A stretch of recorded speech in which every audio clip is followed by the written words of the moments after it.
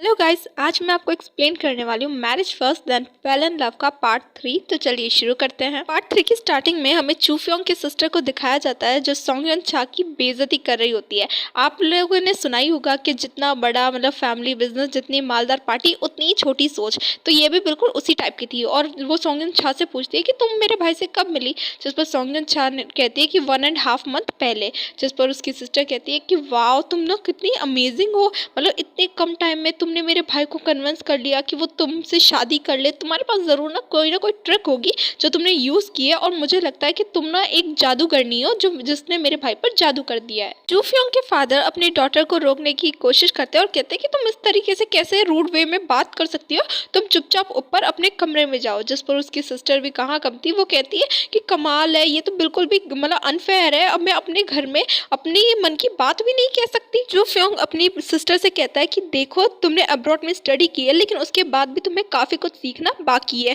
और मेरे पास ना अभी टाइम नहीं है, वरना मैं तुम्हारी इस बदतमीजी का अच्छे से जवाब देता और तुम्हें ना अच्छे से सबक सिखाता। फिर चूफियोंग सॉन्गयन छा को लेकर जा रहा होता है, तभी उसकी बहन उसका रास्ता रोकती है और कहती है कि सॉरी सॉरी, मैंने ना सॉन्गयन छा के साथ काफ़ी ज़्यादा मेस क्रिएट कर दिया। और सीधा जाती है सॉन्गयन छा के पास और कहती है कि जो तुम्हारा जो फैमिली बिजनेस है वो क्या है, और अपने डैड से कहती है कि अगर हम इसका फैमिली बिजनेस बिल्कुल हमारे कंपैरिजन का हुआ तो कितना अच्छा रहेगा, एक अच्छा मैच बनेगा। जिस पर जो सॉन्गयन छा है वो साफ साफ कुछ भी नहीं छिपाती और कहती है कि देखो, मैं एक पेस्ट्री शॉप में इंटर्न की जॉब करती हूँ और मेरी फैमिली का कोई फैमिली बिजनेस नहीं है, और अपने बारे में सब सच सच बता देती है। जिस पर जो उसकी ननद होती है वो कहती है कि तुम्हारी कोई अच्छी बिजनेस नहीं है, तुम तो काफ़ी ज़्यादा गरीब हो, और उसे ना उल्टा सीधा शुरू कर देती है सुनाना। तो जिस पर जो उसका भाई होता है वो कहती है कि चुप करो और चुपचाप इससे अपोलोजाइज करो, इससे माफ़ी मांगो। लेकिन चूफियोंग की सिस्टर कहाँ सॉन्गयन छा से माफ़ी मांगने वाली थी, वो साफ साफ कह देती है मैंने इसके साथ इतना बुरा नहीं किया जिसकी वजह से मैं इससे माफ़ी मांगू, और मैंने क्या गलत कह दिया। तुम भी जानते हो, पेस्ट्री शॉप में काम करने वाली एक इंटर्न इस घर में शादी नहीं कर सकती, और काफ़ी बुरा भला कहती है। लेकिन उन दोनों भाई बहनों में झगड़ा हो जाता है कि इससे माफ़ी मांगो, इससे माफ़ी नहीं मांगो। लेकिन जो चूफियोंग की सिस्टर होती है वो इस बात पर अड़ी रहती है कि मैं इससे कोई भी माफ़ी नहीं मांगने वाली। तभी जो उसके फादर होता है वो उसे जोरदार थप्पड़ लगा देता है, और वो कहती है कि आपने इस रैंडम सी लड़की के लिए मुझे पर हाथ उठाया, और अब मैंने क्या गलत कर दिया। मैंने जो बोला है सच बोला है, ये लड़की सिर्फ पैसे के लिए मेरे भाई से शादी की है, बाकी कुछ प्यार व्यार नहीं है इन दोनों के बीच। और ये सब कुछ कहकर वो सॉन्गयन छा को धक्का मार के वहाँ से चली जाती है, और इस वजह से जो सॉन्गयन छा है उसकी पैर में मोच आ जाती है, उसे चोट आ जाती है और उसे खड़ा भी नहीं होया जाता।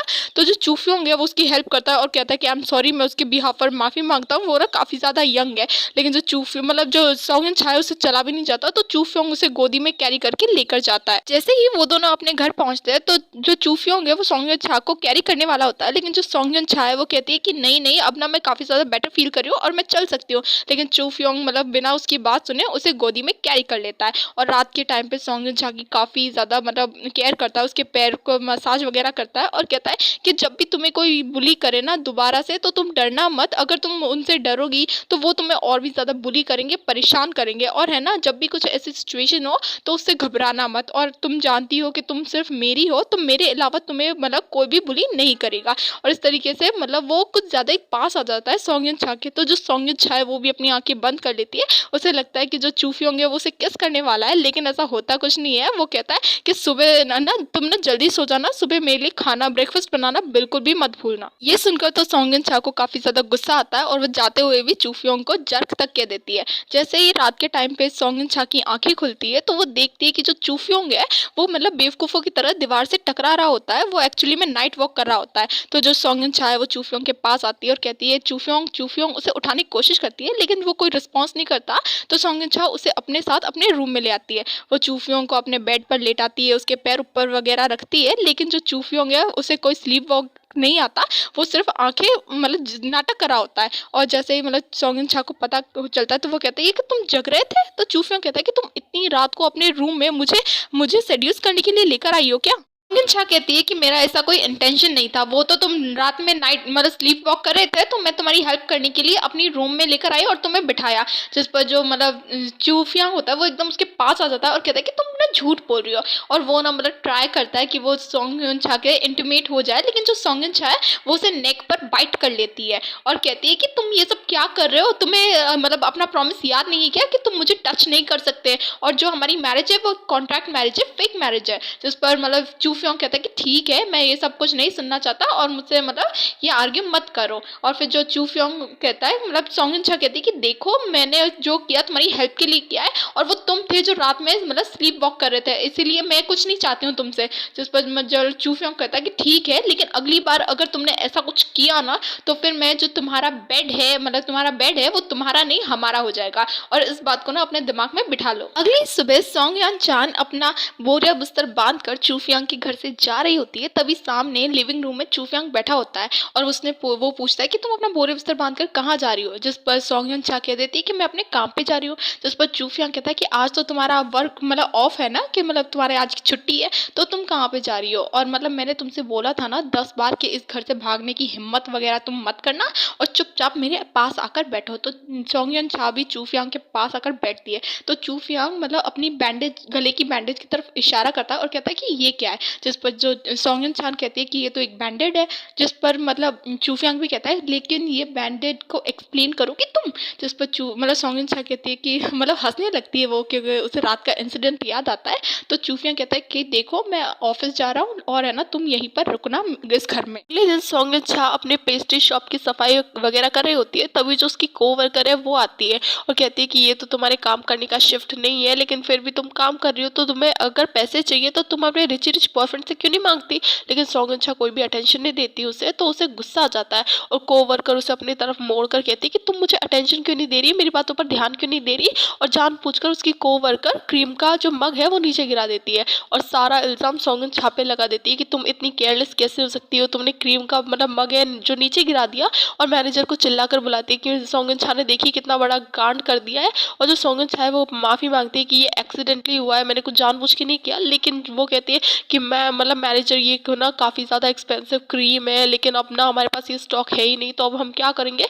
तो मैनेजर भी मतलब सॉन्गयान चा को काफ़ी ज़्यादा डांट देती है कि अगर तुम्हें मतलब आज की छुट्टी चाहिए तो तुम ये ट्रिक अपनाओगी, और अगर कल तुम्हारी वजह से हमारी शॉप बंद करनी पड़ी तो मैं तुम्हें फायर कर दूंगी। तभी जो उसकी मैनेजर मतलब उसकी कोवर्कर कहती है कि आप चिंता मत कीजिए, मैं ना कुछ कर दूंगी, क्योंकि मेरा भाई भी एकदम सेम फैक्ट्री या फिर मतलब उस शॉप में काम करता है, तो मैं क्रीम मंगवा सकती हूँ। जिस पर मैनेजर कहते हैं कि हमको ना काफ़ी ज़्यादा लकी है कि तुम मतलब हमारी इस शॉप में काम करती हो। और मतलब सॉन्गयान चा से कहती है कि तुम ना जल्दी से जल्दी इस फ्लोर को क्लीन अप करो। और जो सॉन्गयान चा है उनके जाने के बाद फ्लोर क्लीन करने लगती है, और फिर मतलब सॉन्गयान चा उस शॉप से बाहर जाकर काफ़ी ज़्यादा रोती है, क्योंकि बेचारे के साथ आज इतना सब कुछ हो गया था। लेकिन तभी वहाँ पर चूफियांग मतलब उसे कॉल करता है, लेकिन सॉन्गयान चा इतने बुरे मूड में होती है ना बंदी के कॉल भी रिसीव नहीं करती और उसका फ़ोन रख देती है, मतलब कट कर देती है। फिर वहाँ पर चूफियांग आ जाता है और कहता है तुमने मेरा कॉल रिसीव क्यों नहीं किया। लेकिन वो देखता है कि सॉन्गयान चा काफ़ी ज़्यादा रो रही है, तो वो मतलब आराम से उसके पास बैठता है और उससे पूछता है कि आज मतलब आर्टिकल 5 हमारे जो मैरिज कॉन्ट्रैक्ट है उसमें लिखा था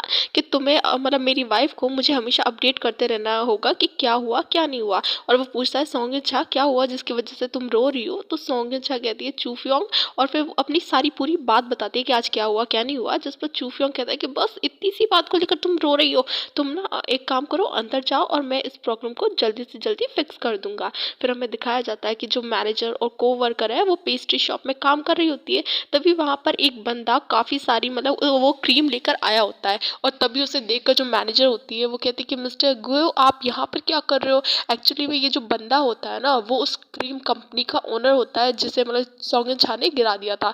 तो फिर मैनेजर उसकी चापलूसी करने लग जाती है कि मैंने आपको लास्ट टाइम से पार्टी में देखा था, और आप तो मतलब इतने बड़े आदमी उस क्रीम कंपनी के ओनर है, आप पर्सनली यहाँ पर क्यों आए, आप किसी आदमी को भिजवा देते हैं। लेकिन वो पर्सन कहता है कि मैं सॉन्ग का है, और जो मतलब सॉन्गयान चा होती है वो कहती है कि मैं यहाँ पर हूँ। तो फिर वो आदमी सीधा सॉन्गयान चा के पास जाता है और कहता है कि मतलब ये मेरी काफ़ी खुशनसीबी है कि मैं आपकी हेल्प कर पाया, और अगर आपको मतलब कोई भी फ्यूचर में मेरी हेल्प चाहिए तो आप मुझे सिर्फ कॉल कर देना, मैं हमेशा आपके लिए फ्री रहूँगा। और ये मतलब मुझे लगता है कि मैंने मतलब डिलीवरी में कोई भी मतलब ज़्यादा देर नहीं की होगी। जिस पर सौंकन छा भी उस आदमी को थैंक यू कहती है, तो वो मतलब वो आदमी भी वहाँ से चला जाता है। और ये सब देखकर जो सौंकन छा की कोवर्कर होती है वो काफ़ी हद तक किलस रही होती है। और मतलब उसके जाने के बाद सौंकन छा मैनेजर से सॉरी कहती है कि सॉरी, मतलब मैंने आज इतना बड़ा कांड कर दिया। जिस पर मैनेजर तो गिरगिट की तरह रंग बदलती है और कहती है कि मतलब कोई बात नहीं, कोई इतनी बड़ी बात नहीं हुई थी जिसकी वजह से लिए तुम सॉरी फील करो, और मतलब ऐसा कुछ भी नहीं होगा, तुम इतना माइंड वाइंड मत करो। एक्चुअली मैनेजर ना उसे काफ़ी रिस्पेक्टफुली और काफ़ी प्यार से बात करती है। तो उसकी कोवर्कर भी कहती है कि तुम्हारी ना कोई गलती नहीं थी, मुझे ही मतलब कप को इतना ऊपर नहीं रखना चाहिए था। और एकदम दोनों ही अपने पूरे के पूरे रंग ही बदल देते हैं। ये सब चूफियोंग ने करवाया होता है, कहना पड़ेगा बंदा एक नंबर कमाल है। फिर हमें दिखाया जाता है कि जो चूफियोंग है वो सॉन्गन छा को लेकर अपने फादर के घर आया होता है अपनी ग्रैंडमा से मिलने के लिए। तो ग्रैंडमा जैसे ही मतलब सॉन्गन छा को देखती है तो वो उसे मतलब चेक करने लगती है और कहती है कि तुम्हारा जो फिगर है वो एकदम परफेक्ट है, तो तुम्हें ना बच्चे वगैरह के लिए इनमें कोई भी प्रॉब्लम क्रिएट नहीं होगी, और तुम्हारी शादी को एक हफ्ता हो गया है। और कुछ आगे कहने वाली होती है, तभी जो चूफियोंग है वो कहता है कि ग्रैंडमा आप ना फिक्र मत कीजिए इस बारे में, ये जो लड़की है वो सिर्फ ऊपर से स्वीट दिखती है, बाकी अंदर से है एकदम वाइल्ड। तो हम ना मतलब हर टाइम आपके इस काम मतलब आपके इस काम पे लगे रहते हैं। और ये सब सुनकर जो मतलब सॉन्ग छा है वो काफ़ी ज़्यादा एम्बेरस हो जाती है और और है ना चूफियों को मारने लगती है और कहती है कि ग्रैंडमा आप ना इसकी बातों पे भरोसा मत कीजिएगा, ये यो ही झूठ बोल रहा है। और मतलब काफ़ी ज़्यादा नोटी नोटी बातें करने लगती है ग्रैंडमा। तो जो जो सॉन्ग छा है वो कहती है कि सॉरी मुझे ना बाथरूम जाना है। जैसे ही सॉन्ग छा बाथरूम जाने के लिए कमरे से बाहर निकलती है तो उसे सामने ही अपनी ननद दिख जाती है। तो वो अपनी ननद के पास जाकर पूछती है कि बाथरूम कहाँ पर है, जिस पर उसकी ननद भी उसे बता देती है कि वो वहाँ पर जाओ, वहाँ पर तुम्हें बाथरूम मिल जाएगा। और जो सॉन्ग छा है वो अपना बैग काउच पर रख कर मतलब सोफे पे रख कर वहाँ से चली जाती है। तो जो उसकी ननद है वो सॉन्ग छा के बैग में अपने जो इयररिंग्स हैं उन्हें खोल कर डाल देती है ताकि वो सॉन्ग छा को फंसा सके, और वहाँ से हंसी हंसी मतलब खुशी में निकल जाती है।